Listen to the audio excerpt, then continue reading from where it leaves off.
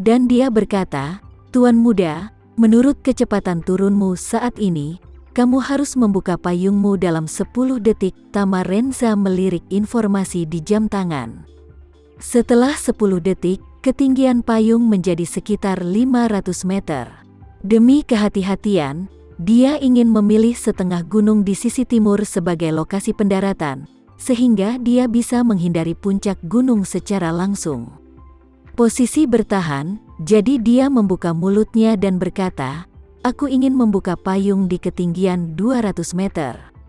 200 meter, dengan mudah berkata, membuka payung di ketinggian ini, jangan katakan bahwa kamu akan jatuh di bawah hidung dari posisi bertahan di puncak gunung. Kecepatan turunmu saja tidak akan memiliki cukup waktu untuk menyangga dan mendarat. Kekuatan yang ditanggung tubuh pada saat itu hampir sama dengan melompat dari ketinggian 7 atau 8 lantai tanpa perlindungan apapun, itu akan mengancam nyawa." Ketinggian 7 atau 8 lantai hampir merupakan ketinggian yang mematikan bagi kebanyakan orang biasa. Tapi bagi Tama Renza, itu bukan masalah besar. Satu-satunya kekhawatirannya adalah ketika ketinggiannya semakin rendah, dia akan turun ke puncak gunung terlebih dahulu. Yang paling penting adalah apakah dia akan ditemukan oleh pihak lain pada ketinggian ini. Untuk memastikannya, dia memasukkan tangannya ke dalam sakunya dan menangkap peringatan guntur di sakunya. Perintah gemuruh ini menggunakan kayu sambaran petir Wanian yang dikirim oleh Linda Suteja, yang bisa disebut kayu sambaran petir kualitas tertinggi, dan senjata Tama Renza yang paling banyak disita. Meskipun dia telah menggunakan guntur yang mengejutkan ini berkali-kali, dan sudah ada banyak retakan di permukaannya, tetapi saat ini, itu dapat digunakan setidaknya beberapa kali. Tama Renza tidak terlalu suka menggunakan Thunderbolt, karena setiap kali benda ini mengeluarkan banyak suara, tetapi kali ini, dia masih berencana menggunakan Thunderbolt untuk meningkatkan tingkat keberhasilannya. Saat ini, seluruh area pegunungan sunyi. Hanya ada sedikit orang di sini, dan hampir tidak ada kendaraan di jalan. Orang-orang di bawah bisa mendengar angin dan hujan yang tidak terlalu besar, tapi tidak ada suara lain. Tetapi pada saat ini, di langit barat, kilatan petir seperti cambuk Tuhan tiba-tiba menyala. Petir ini menghantam puncak gunung di barat, mengiris beberapa tentara di benteng menjadi kokas di tempat. Diikuti oleh guntur yang memekakkan telinga. Gemuruh guntur bergema saat rudal meledak dan bergema di seluruh lembah. Di pesawat, Aprilio dikejutkan oleh ledakan tersebut. Dia berseru, "Sial, di tempat-tempat seperti Timur Tengah, bagaimana bisa ada badai petir di musim dingin?" Ahli terjun payung Vasili, karena persyaratan profesionalnya, juga seorang ahli meteorologi. Bahkan dia berwajah bodoh dan bergumam, ini tidak ilmiah. Aku sengaja mempelajarinya. Aku telah mengambil peta cuaca satelit hari ini, dan kondisi cuaca hari ini tidak ada untuk pembentukan awan petir. Para kru juga tidak mengerti. Awak pesawat ini adalah pilot yang sangat berpengalaman, tetapi semua pilot berpengalaman haruslah sebagian besar ahli meteorologi dan ahli meteorologi yang berpengetahuan luas.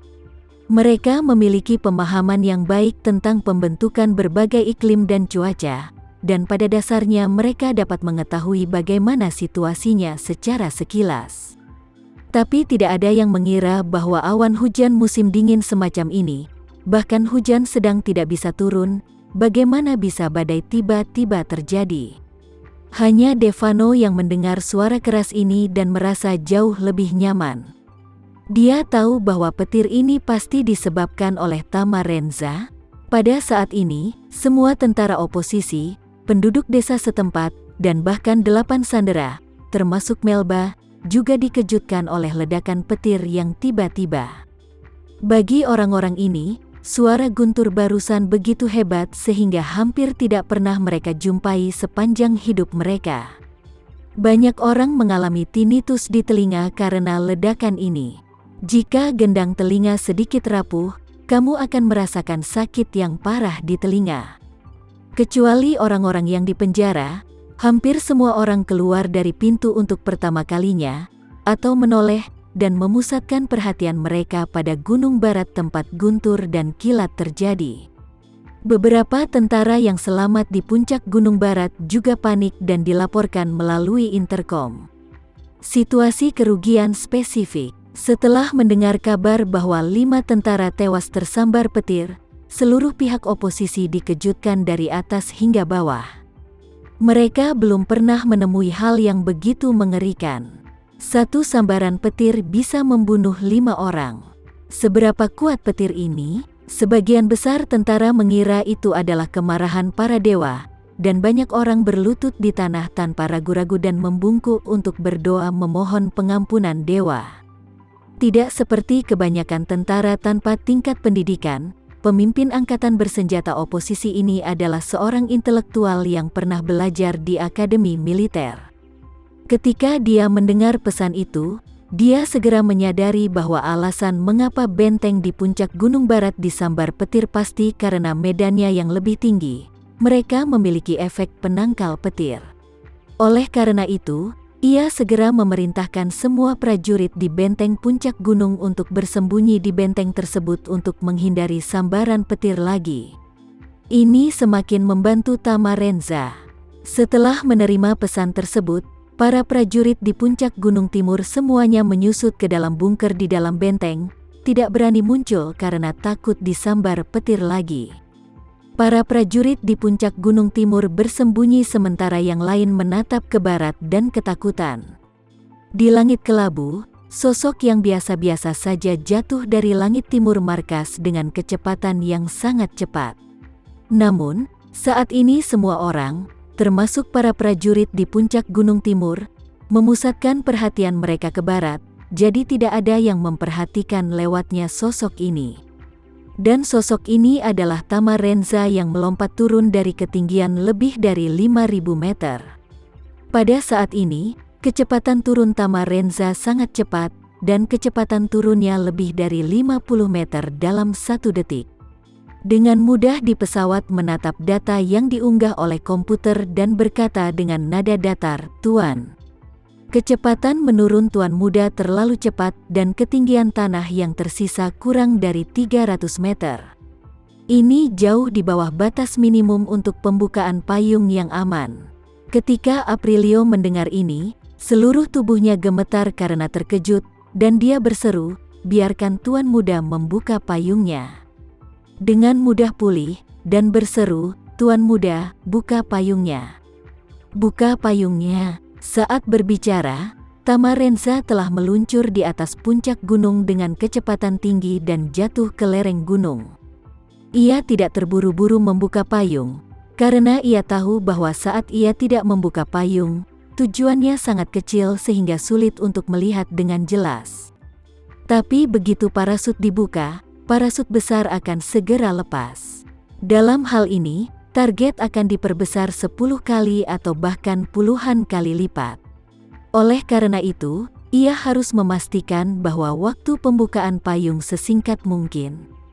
Dengan kata lain, dia berharap untuk membuka parasut di ketinggian terendah, dan kemudian menggunakan waktu tercepat untuk mengurangi kecepatan jatuh ke ketinggian yang cukup aman untuknya, dan kemudian menyelesaikan pendaratan dengan cepat, dan kemudian terjun payung segera setelahnya. Landing singkirkan agar ia dapat menghindari deteksi sejauh mungkin.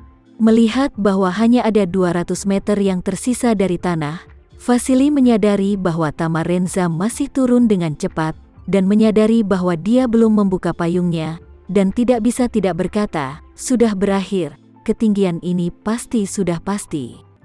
Tubuhnya akan hancur berkeping-keping. Sekian dulu ya video kali ini, kita lanjutkan lagi videonya di lain waktu. Oh iya, bagaimana menurut kalian? Semoga bisa sedikit menghibur kalian semua. Untuk teman-teman yang baru nonton, jangan lupa subscribe ya, hehehe. Dan kalau teman-teman ada yang ingin gabung langganan, bisa langsung gabung saja untuk dapat fitur yang menarik dan sedikit membantu Mimin. Terima kasih banyak sudah menonton, sampai jumpa lagi, bye bye bye.